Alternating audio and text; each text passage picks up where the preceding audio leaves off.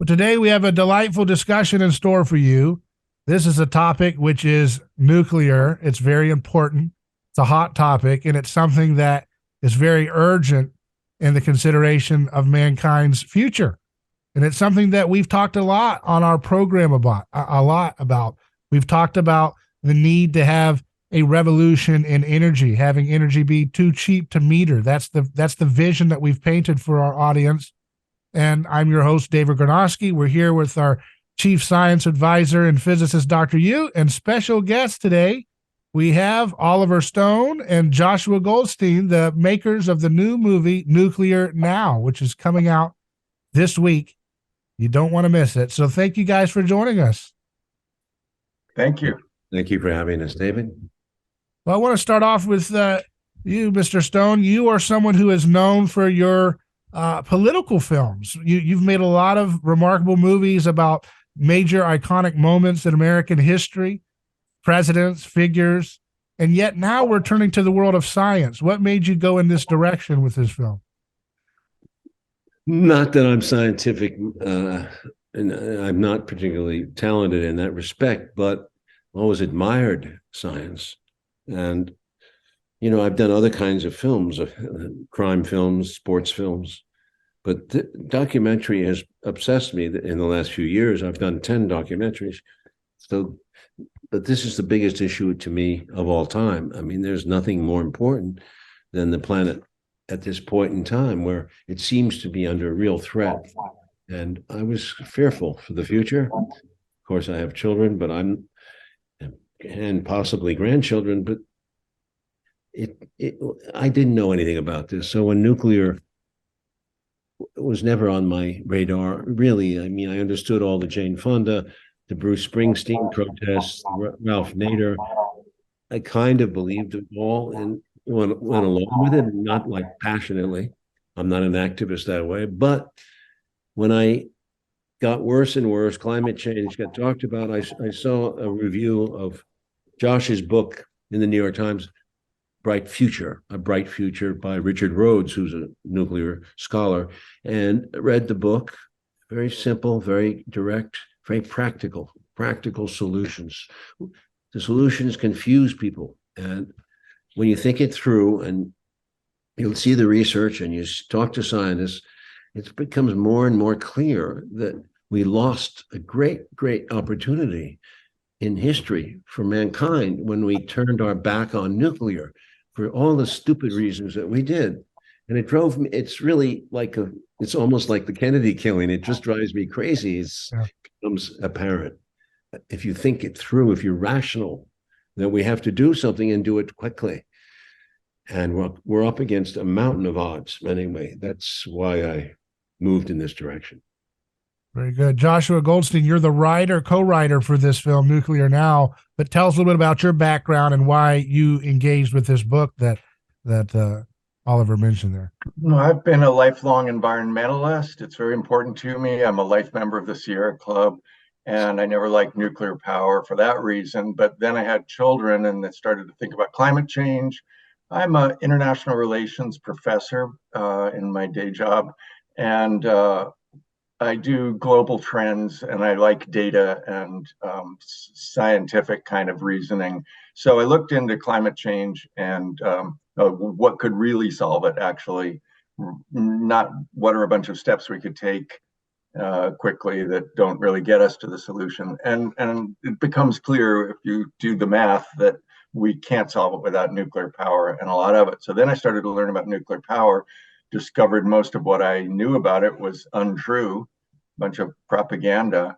And then I hooked up with my co-author on the book, Stefan Kvist, a young Swedish nuclear engineer who was writing about how Sweden had decarbonized so quickly and how the rest of the world could follow that example. So that was the theme of our book. And then when Oliver Stone comes along and is interested in making a documentary of it, that's great, because the book is very careful. It's all citations and footnotes and graphs, but it doesn't really hit that spot in us where we're afraid of nuclear power. And a film can do that in a way that a book just won't ever reach. And so I hope, I know that the film has the story right scientifically, and we've been very careful with that. But I think it also reaches that more emotional level that an Oliver Stone can get to that an academic book writer is never going to get to. Yeah, this feels like a Back to the Future moment where we have the threat of nuclear war again with Russia and America. We have a Kennedy running for president, and we have the topic of nuclear energy coming back into vogue with this film. I think it's going to create some noise. So, why do you think history's moving in this way? Is this just is this rhyming? Is this what history does? Rhyming here, or repeating? It doesn't repeat, but it rhymes. That was the quote. Yeah, right. Listen, it was in historical terms, it was a huge detour for the United States. We were on the right path. Clearly, in the 70s, Eisenhower was right. Now, a lot of people don't want to admit that. Eisenhower and Kennedy was right. What did we do? We got involved in fear, and fear is a mind killer, as we say in the movie. We had the horror films of the 1950s, and you saw many of them. And then we had Jane, who I think was right about Vietnam, but dead wrong about nuclear energy. She did China Syndrome, which was a effective film, but terrifying. And then you had Silkwood, which was enough. Hollywood has done no favors at all to the nuclear industry in anything. So here I am, the only Hollywood guy telling you that this has to be changed, and quickly. The misunderstanding is enormous. The gulf, the first thing you see here when you talk to somebody, isn't it dangerous? I mean, it's ridiculous in terms of unscientific, and fear is easy to feel and clouds the mind.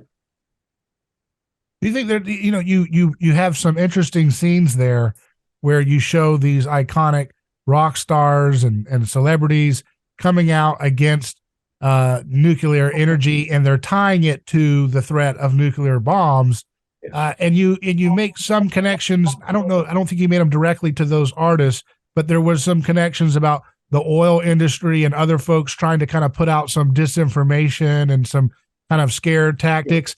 Do you believe that these some of these musicians and rock stars were used as kind of a useful pawn to, discredit something that could have really revolutionized the energy cartel system and disrupted it? No, as Josh himself believed that nuclear was dangerous. I mean, very intelligent people told me that back when. It wasn't true. Radioactivity is much less dangerous than we made it out to be, as well as nuclear waste. We can talk about that in more detail if you want, but essentially the information was wrong.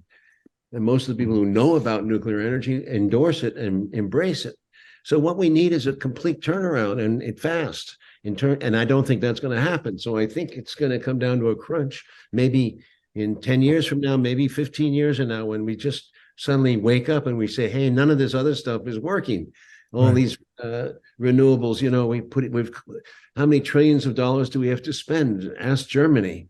And it's going to be the same thing for the United States unless we get our act together and we realize our priorities.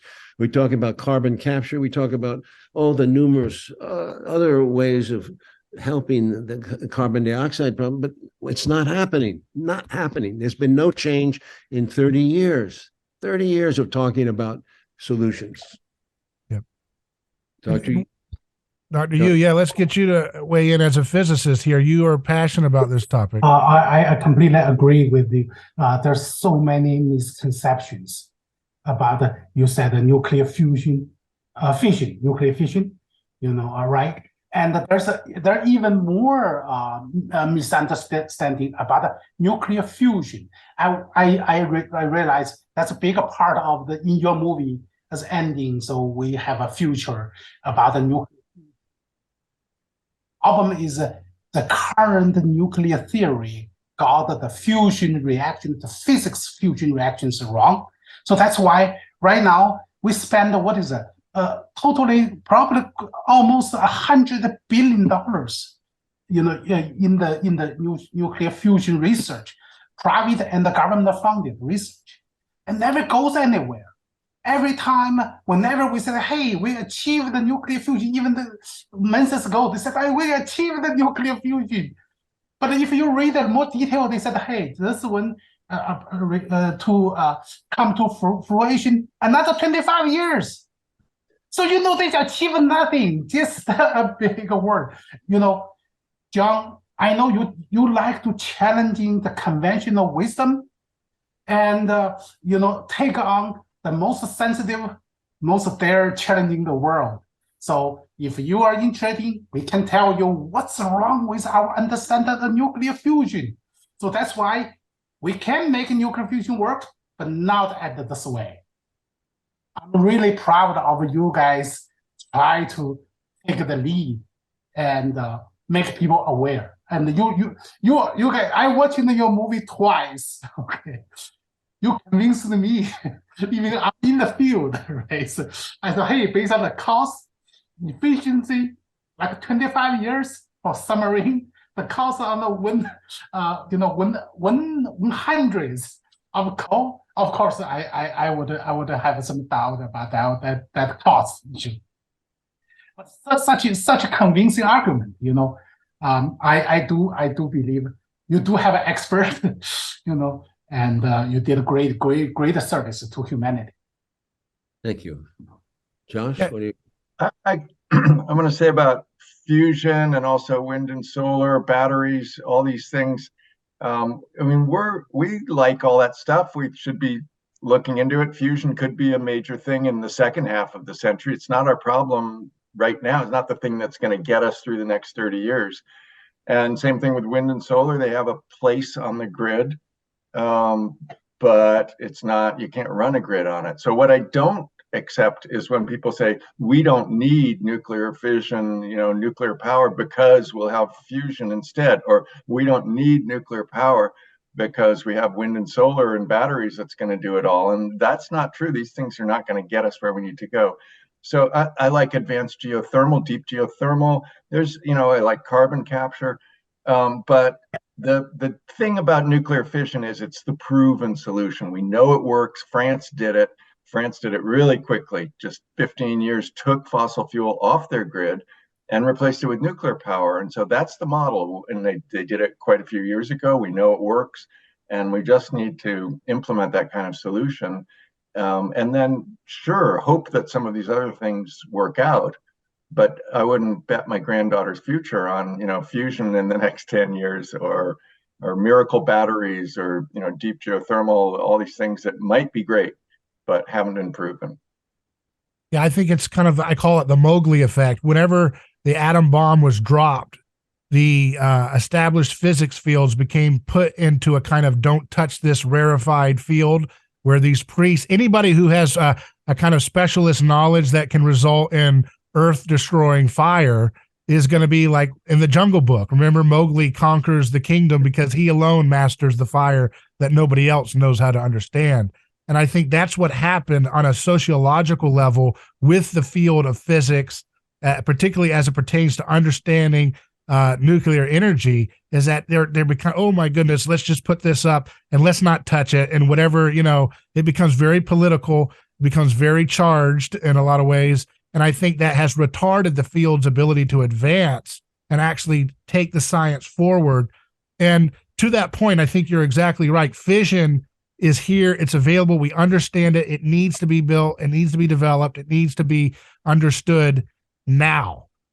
Secondarily, the fusion topic is going to be the big future, right? And I want to ask you, did you guys, Oliver or Joshua, did you guys look into the topic of low temperature nuclear energy? LENR was originally known as cold fusion in the 80s and 90s, with this room temperature nuclear energy happening without having to have the high temperatures and the extremely expensive setups. Have you guys looked into that when you're doing this? No, it's too technical. And the movie already, the first cut of it was 3 hours long or something. We had to cut out a lot of stuff. And if I wrote the movie, or if Oliver had made the stuff I was originally writing, it would have bored everybody to tears because it's too technical, too much information. So we had to get it down to the core story here, which is really about the fear the misinformation, and the record of nuclear power to decarbonize and replace fossil fuels, which almost nothing else has been able to do. So we stuck to those main points and didn't get into the more technical aspects. Well, let's talk about the fear for a moment. Unless you wanted to weigh in, Oliver, you were about to say something. No, just quickly. I mean, we go into the biggest one of all, the biggest accident of all was Chernobyl. Yeah, and we go into that, and we go to Russia. We talk to the scientists. We find out what really happened, and it's not what it was made out to be, like the end of the world kind of explosion. No, and we discussed the Fukushima.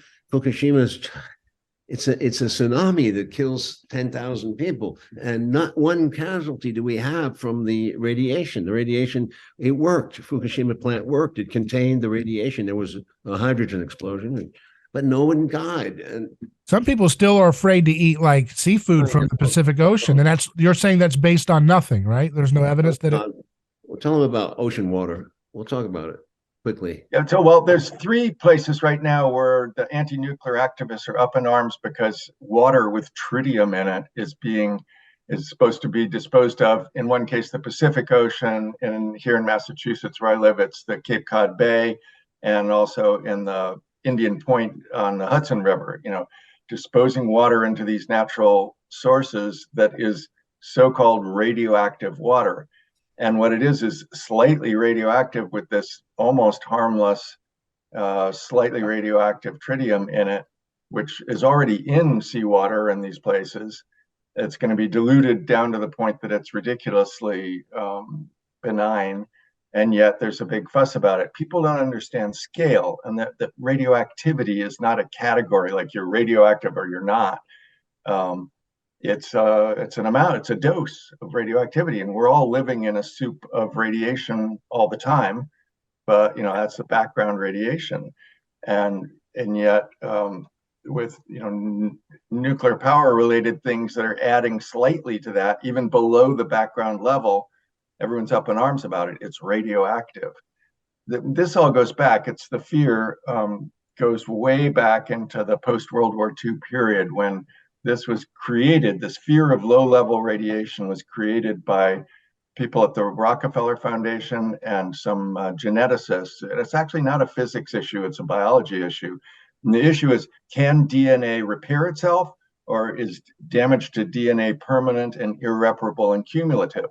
And that second view was the one that prevailed because the Rockefeller Foundation, which was funding all the science, managed to put it out there with the stamp of the National Academy of Sciences and high-level scientific backing to this view that DNA can't repair itself. Now, all these years later, we know for a fact that DNA does repair itself. It's a wonderful thing. They gave a Nobel Prize for it just in 2015. And yet we still regulate nuclear power as though damage to DNA can't be repaired, which means any tiny amount, some gamma ray off of some tritium particle is going to damage your DNA and it'll never be fixed again. It just absolutely doesn't work like that. So high level radiation, like Chernobyl, right at the accident, or in the Hiroshima, that really harms people. But low level radiation doesn't. And it's all like abstract and theoretical, that like in Chernobyl, low-level radiation goes out and a cloud of it spreads around Europe. It's easy to measure low-level radiation, but it doesn't mean it's harming anybody. And they've never shown any health effect from that cloud of low-level radiation off of Chernobyl.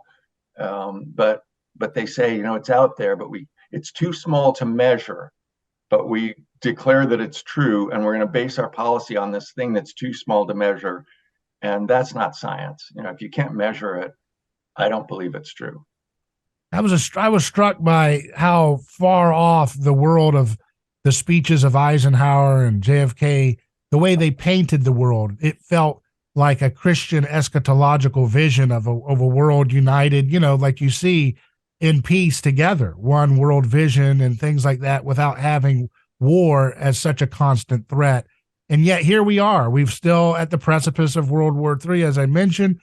Tucker Carlson just got fired, one of the last voices on cable news television that would even dare to question any of the war narratives. Oliver, are we in a good position right now? I mean, it's kind of a catch-22. You've got your movie's coming out, and Blockbuster's going to make nuclear energy a topic in cinema, and yet at the same time, cable news is clearing the last voice against war. Where are we at with the media landscape on these things? I don't know that they replace. I don't know Fox News replaced Tucker because of his Ukrainian views. Yeah, you can consider that, yes. But Tucker was on that issue. I don't know if I agree with him on the other things, but on that issue, he was very focused. And the differences between Biden and John Kennedy, both of whom were Irish Catholics, you see the difference. It's night and day. Kennedy was a peace seeker. Biden is a warmonger. And whatever he says, he's brought a war agenda with neoconservatives into his administration, and they're pursuing hostile policies with Russia, clearly, and with and using Ukraine as a fodder, basically, and with China, which is even more dangerous. So we're really in a dangerous fucking position, and I worry. Obviously, it's not. I'm old enough to absorb my own death by nuclear, if that's going to be the issue. But nuclear is being misused now as an idea. Everything said about the Chernobyl, about the Ukrainian plant, Josh can talk about. I mean, it's not dangerous the way they're not going to drop a shell on artillery and set this thing off. It doesn't work that way. Josh?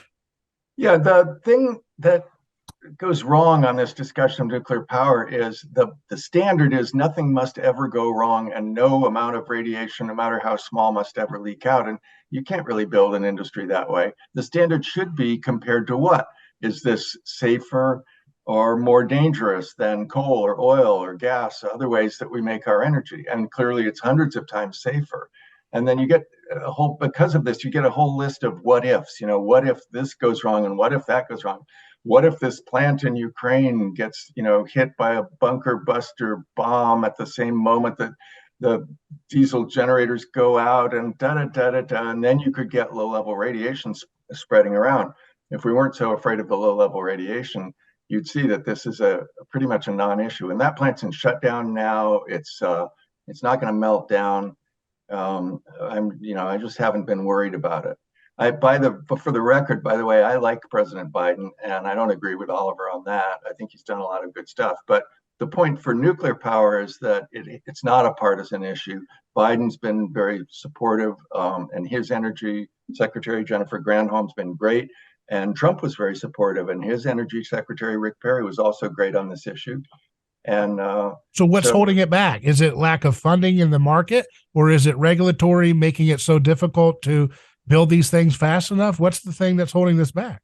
Number one is regulatory. Since they put in the Nuclear Regulatory Commission, and this goes back to Jimmy Carter's days, and the no nukes concert and all of that in the 1970s. But since they put that in, we don't have a single nuclear reactor on the grid in the United States today that was licensed under the NRC. So it's almost 50 years. We got the old ones that went through, and they've been working fine, but then they just stopped licensing them. It takes $1 billion and 10 years just to get your license approved before you ever put a shovel to the dirt or start to build anything. And then maybe it's another 10 years and $10 billion to build it. So we have this fiasco in Georgia. It'll finally get finished, and that's good. But the plant Vogtle in Georgia is 2 reactors, Westinghouse reactors called AP1000s, and they just can't seem to build them. We're not very good in the West anymore at large concrete laying infrastructure kind of projects, bridges, airports, tunnels, whatever. And that's true of these large nuclear plants. But China built 4 of the exact same reactor, AP1000, and put them on the grid. Took them, I think, 6 years each. And so in the time that we were doing it, they did it in a fraction of the time and at a fraction of the cost. So it doesn't have to be expensive and slow like that. But the way we regulate it now, that's what it's become. And then nobody wants to put $1 billion investment into something that's going to take 10 years and might or might not ever get approval. Yeah. So we have to speed that all up. And Congress, in their defense, wants to speed it up. They've told the NRC to speed it up, but the NRC has not yet reacted to that and changed. I'd advise to put you guys in touch with Carl Page, Larry Page's brother, the co-founder of Google. Carl Page has been doing a lot of research and investing into experimental approaches to nuclear energy, like low temperature nuclear reactions that are what you mentioned there. I think that would bypass a lot of the regulatory hurdles because you're not dealing with, Dr. You could explain this, you're not dealing with the type of high pressure gamma ray issues and nuclear spillage issues because you're dealing with something at a very low temperature level, tabletop device that would bypass that and also not be nearly as expensive. So I think you're going to encounter that when you guys are, and as you are engaging the public with this topic. This is the first of its type that I've seen in a film to engage this topic. Oliver, what's the reaction been in the film industry to this topic so far as you've engaged and rolled this film out? Are they confused? Are they excited? No, frankly, the history of cinema is terrible on nuclear. As I said earlier, it's just awful. I mean, it's a fantasy scenario of disaster. So I don't look to that for help. This film is intended for another generation. It's intended for 8th, 9th grade level of understanding. What is nuclear energy? What happened to it? What is the future of it? And we give some alternatives. The problem with your argument, in my opinion, is you're looking for one solution with which apparently meets all these requirements. We don't have to meet these requirements. Necessity is the mother of invention. We are in a hole. It's going to get worse. And 7 billion people are out there. They need more electricity, and in these next 30 years, it's going to be evident. And whatever all these people say now, it's just going to be, it's fodder for the wastebasket. We're going to go big time, and we're going to at the last second we're going to go into a plunge. And this is a horrible scenario, but we're going to be trying to save ourselves by building. And among what's going to happen. Poland is building. UK is building. We have SMRs in the United States. Of course, the United States will go with SMRs because they look like nice cars. They're very cool looking things. But that's not going to deal with the volume problem in the world. So we have GE Hitachi doing this BWRX 300, very promising, that boiling water reactor. Korea, the APR 1400s. Korea 400s. No, 1400, sorry. Korea is building is a great example of standardization. And they did it in the past, and they got scared off by a movie, Pandora, and by Fukushima, and they stopped. Now they're back, hopefully really big time. I'm going over to Korea, and we're doing a seminar over there. I'm going to push hard for nuclear. That's fantastic. So from the American side, is it something that these regulations could be repealed by executive order, or is this something that Congress has to do? Or they're just irrelevant still? I don't know what the United States is so far behind. Russia and China are the leaders. Russia has built the most impressive reactor, the breeder reactors, which are in the film. We go to Belyarsk. You're not supposed to say Russia does anything good right now. We got to get over that. We got to be partners in this, partners in a world peace. But this mentality we have that Russia is a bad guy is based on an old Cold War cliche.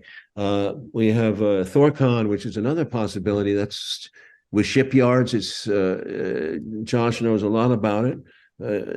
Talk about Thorcon. Also, don't forget, China has a heavy duty, the Hualong, and they have an SMR, the Linglong. So perhaps, Professor, you want to say something about China's approach to nuclear? Dr. Yu? Sorry, I did not follow China nuclear research. I'm sorry. I'm glad watching your movie, I realized, so there's a lot of progress made over there. Well, I think that you guys are going to kickstart a lot of public interest in the nuclear topic. What does success look like for you? What do you want to see as an outcome of this film release? I'd like to see an airline industry take place. I'd like to see thousands of people working all over the world and in a big way, building, standardizing. And it would give us hope. It would give young people hope. And a lot of the young people are going into the nuclear industry. It takes momentum. And once the momentum starts, people will have a much more optimistic attitude than this doom-laden mentality that we have now. Yeah, we live in such. Rene Girard was a French anthropologist from Stanford, a late thinker, and he talked about mimetic theory and all about this idea that human nature is caught up in reciprocal aggression and that it ends up landing onto a scapegoat in order to discharge conflict between, rivals. I think that's what's going on today. We're so caught up in looking for scapegoats, scapegoat nuclear, scapegoat Russia, scapegoat this party, instead of trying to find a win-win solution that gets past zero sum. I agree with you. That's very well said. Well, Apocalypse now. Go ahead, Joshua. No, I was going to say my top goal for this film is to get nuclear power onto the agenda.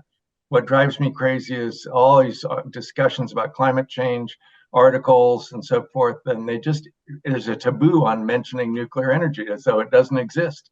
And, they'll go through every other possibility, everything that's going on, and they'll never mention nuclear. Also, they're heavily focused on the United States and Europe, which is that 1 billion that Oliver mentioned. The other 7 billion is where the actual solutions have to come, the poorer countries. And then they're heavily focused on electricity, and that's only a third of the energy problem. So there's a lot more that has to be done than what the conversation's focusing on. And also the conversation implies that we're on our way to solving climate change. We have these great technologies, wind and solar are so cheap, everything's great. Maybe we need to top it up with a little bit of nuclear power. That's not the case. We're way off track. We're failing miserably to address climate change or to decarbonize the world. And we have to look to those examples where it's been done, like France and Sweden, Ontario province, and try to emulate those. But the number one thing is we have to be talking about it, not whether you like the large reactors, the small, whether you think Oliver Stone is a genius or an idiot or me, it doesn't matter, but we have to talk about nuclear power. Oliver, I really liked in the movie the point you made about who are we to tell developing countries. You mentioned the person in India who's trying to go from hand cutting his product to using a machine. Who are we to tell them, oh no, you can't use electricity or use these, traditional forms of energy. You've got to just, take one for the globe. No, that I thought that was a very empathetic, truly progressive way of talking about it instead of just trying to dismiss it, It's a key point. How are you going to stop the world from wanting more?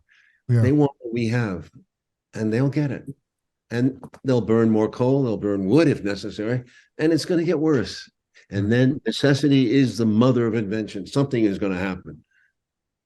Well, very good. The movie is called Nuclear Now, and the website nuclearnowfilm.com, and it's out in theaters April 28th, this Friday. So you're going to want to check it out. Thank you guys for this time. This is great. Thank you very much. You've been very kind to us, David. And best of luck. Let's see this renaissance of information. Let's have that. Let's have those forward vision speeches again, like Eisenhower and JFK were talking. No. And who knows? Maybe we'll see them debate this in the presidential debates if we push this at the right time and start getting it into the ecosystem of our culture. Yeah, the film will be in almost 400 theaters in North America for one night on May 1st. Okay. And the theaters are all listed at that website, nuclearnowfilm.com. So you can find one near you, but it's just for one night, so don't miss it. Well, gentlemen, thanks again for your time. Then it goes to digital later in the summer, and it will be out widely. Well, very good. I think a lot of people are going to be enjoying this. So we recommend it to our audience. Okay. Thanks for having us on.